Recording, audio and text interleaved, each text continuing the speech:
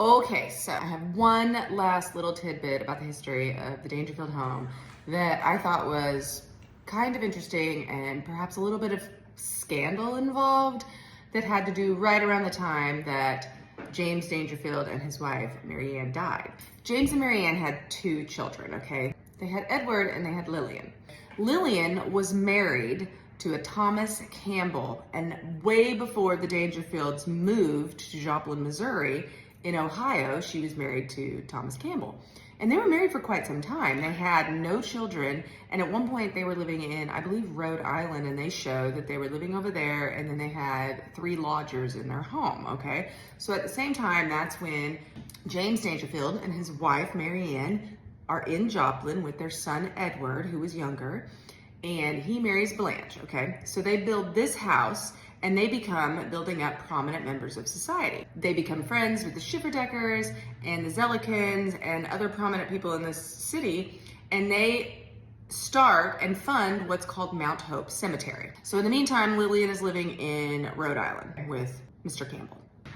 Okay, so here's what's cool. All these founding fathers, you've got James Dangerfield, you've got Charles Schifferdecker, you've got Edward Zellikin, and Chin. You remember the Jane Chin house that I helped salvage out of in Webb City. So they all got together and they decided they want to build Mount Hope Cemetery. And this is around 1905-ish, okay? Cemeteries were used to be gathering places. They were more like a park setting. So they get this guy named Sid Hare from Kansas City to design Mount Hope Cemetery. And he did it in like all these circular things, and it's a really pretty cemetery. All these founding fathers in Joplin are buried there. So they all have their little fun mausoleums. Charles Schifferdeckers is huge. So what happens is they get Sid Hare to design Mount Hope Cemetery. He's also known for, him and his son designed the Nelson Atkins Museum in Kansas City, which is really cool. Also K.C. Bottoms and I think parts of the plaza. So the cemetery was a really big deal, okay? Now we go back to Lillian. Lillian's married to Thomas Campbell, and he moves her. They have no children. So at this point, I think they've been married about probably 15 years. And they come to Joplin because everything's up and coming. And at the time, I believe he starts managing like a horse carriage house or something. That's the job that he gets. But pretty soon, he starts managing Mount Hope Cemetery. So he gets a job from his father-in-law where all these prominent members are knowing what's going on, and he gets a job managing this cemetery. And this is where I think the entire family just went, okay. Mary Ann dies in 1908. And within 6 months or something like that, James dies too in 1909. So his wife dies. He also finds out that Thomas Campbell is embezzling $3,000 from Mount Hope Cemetery. So his son-in-law is embezzling money. His own son, within a year, gets involved in an affair, so that's a whole other thing. The equivalent of $3,000 ends up being it's like $120,000 today. So this guy gets arrested. And Lillian, who's never lived in the Dangerfield home, so this is just kind of the tea of the neighborhood. She was living in Webb City. She moves to the Carthage Hotel, and he's in jail. And now we hit about 1909, 1910, around there. She's living in the Carthage Hotel. So here's where things get sketchy. All right, enter in G.C. Kellogg. So G.C. Kellogg is like a really well-known historical figure, or should be, in Carthage, Missouri. He came to Carthage and founded a marble business that just kind of exploded. And he was also a huge stockholder in Leggett and Platt, which is kind of one of the things that Carthage is known for. G.C. Kellogg had 3 wives. The first one he married was named Quinny, and they were married for a little bit. They had a few kids. She died in 1899, and this man does not waste time in between the death of wives. And perhaps it's because he had kids. I don't really know. I'll tell you what I can prove, and then I'm going to give you my speculation with Lillian Kellogg here pretty quick.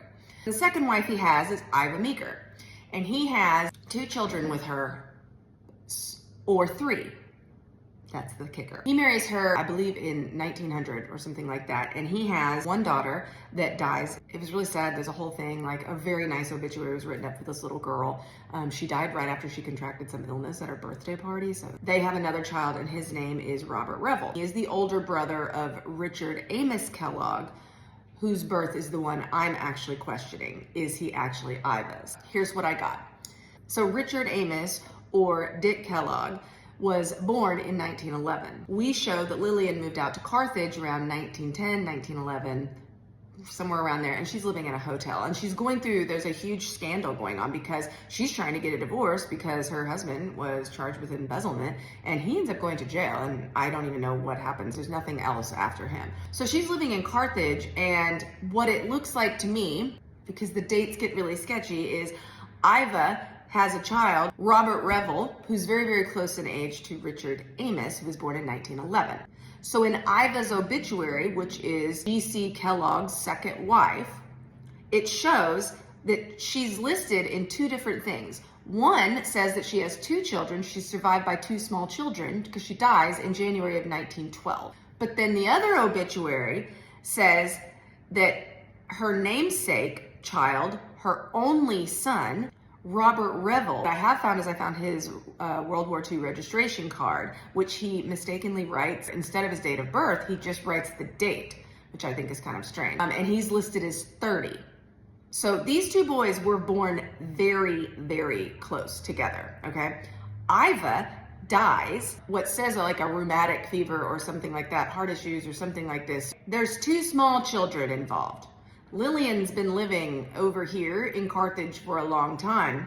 And now all of a sudden, within, I think, April or August of 1912, after Iva dies, Lillian is married to G.C. Kellogg. So here's the other kicker. Iva and G.C. Kellogg and the children from his previous marriage of Quinny, they were all living together on Grand Avenue. And Iva was very well known in the community. People just loved her, okay? And then all of a sudden, Lillian Dangerfield, Lillian Campbell, marries G.C. Kellogg, and she doesn't live in that house. In fact, her life becomes very, very quiet. So they live in like a much smaller house, which is now torn down. I can't really find it. So my speculation is there's two obituaries. One that says Iva only has one surviving child. All I know is that G.C. Campbell did not waste any time again marrying Lillian. So was she perhaps pregnant or had given birth to an affair baby? I'm not really sure. I'm thinking that if I was to guess with everything that I'm finding, and I could be completely wrong, I think Richard Amos was the affair baby of Lillian and G.C. Kellogg. And after that, Lillian and the entire Dangerfield family just basically fall off the planet in terms of social anything.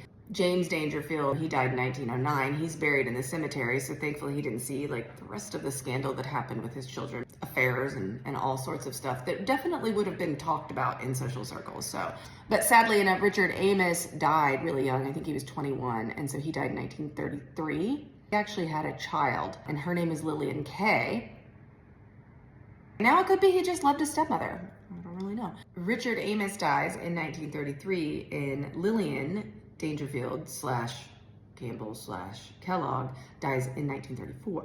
Well, what's really interesting about this is that the only person that's surviving is Robert Revel. By 1937, there is will contesting between Lillian Kay, which was Richard Amos's daughter, and her uncle.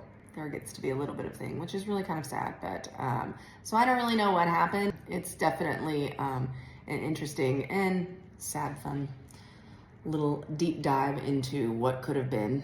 It seems like there was quite a bit of scandal that surrounded the Dangerfields directly after both parents passed, so big bummer, but yeah.